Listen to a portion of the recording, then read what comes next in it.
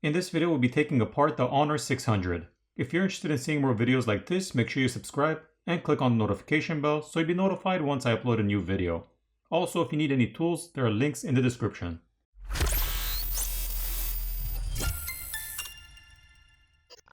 We'll start off by removing the SIM tray.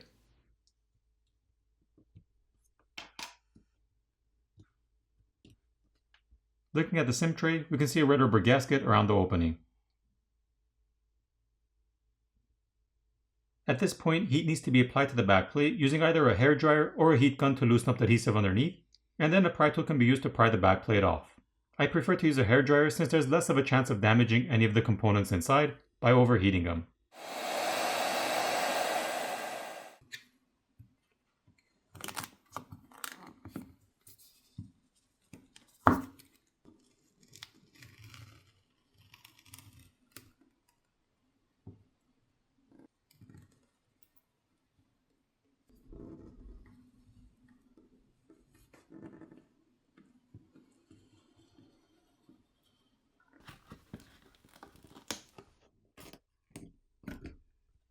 Here's a look at the plastic backplate.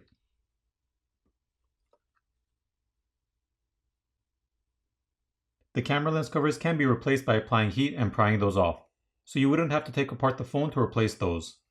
There are now 15 Phillips screws which need to be removed.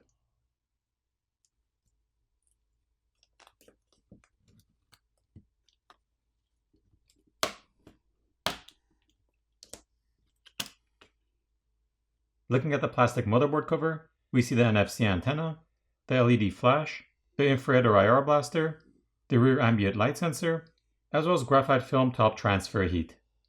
Here's a look at the other side. The battery cables can now be disconnected, followed by the rest of the cables.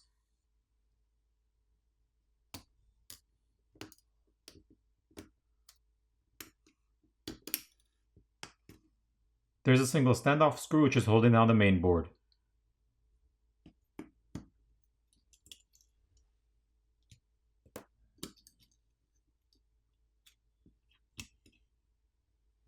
Taking a look at the main board, we see the 200 megapixel primary camera, as well as a 12 megapixel ultra-wide lens.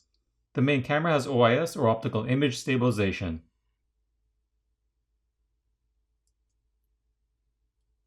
The camera connectors can be disconnected by just popping them off. There is also a secondary microphone on the top corner. Looking at the other side, we see the 50 megapixel front-facing camera, an ambient light sensor, as well as thermal paste on the shields to help transfer heat. Once the metal shield cover has been removed, we see thermal paste on top of the processor. Here's a better look with the thermal paste removed.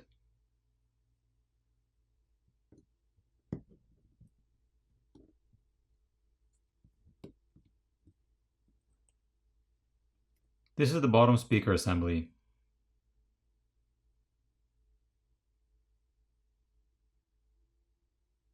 These two flex cables connect the subboard to the main board, and this flex cable is for the fingerprint scanner.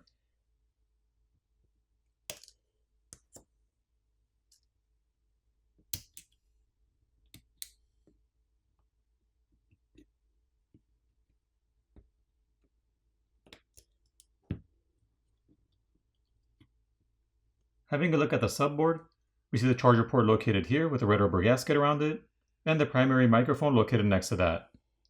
The SIM reader is located on the back. There's an adhesive pouch holding the battery down.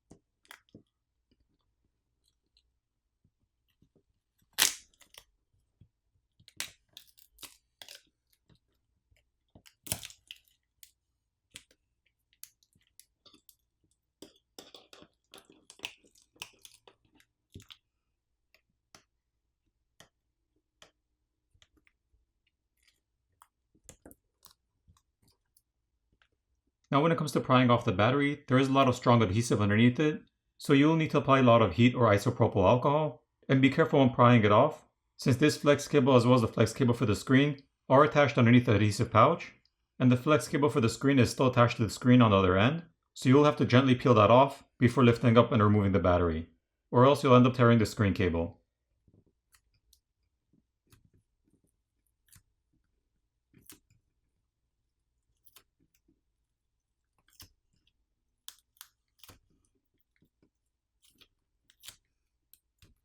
Here's a look at the 6400 mAh battery, and keep in mind the international version has a 7000 mAh battery. This one is the EU model.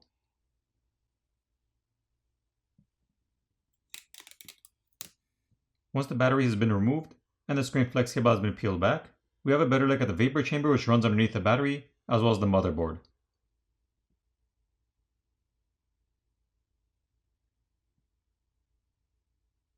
The vibrator motor is located on the bottom corner, which is held down with some adhesive, and the same goes for the fingerprint scanner.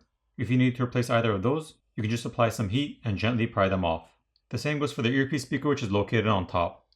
The flex cable for the buttons on the side is located here, which is routed through an opening in the frame, which is something I generally don't like, since if you need to replace that flex cable, you would have to also pry the screen off, which does pose a high chance of damaging a working screen. There's a rubber gasket and mesh filter against the frame over the speaker opening, as well as filters over the microphone openings. Now when it comes to this phone, if you're to accidentally insert a SIM ejector tool in the wrong hole, you don't need to worry since both the filters and the microphones are seated above the holes and they wouldn't get damaged.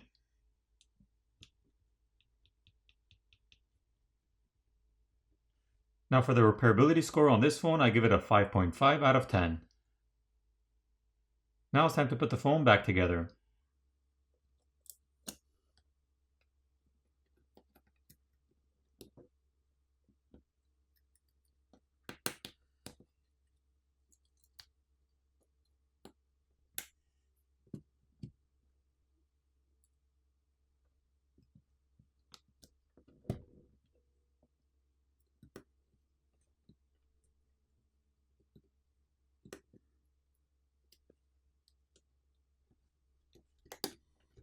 Once everything's back in place, reapply new adhesive and reapply the back cover.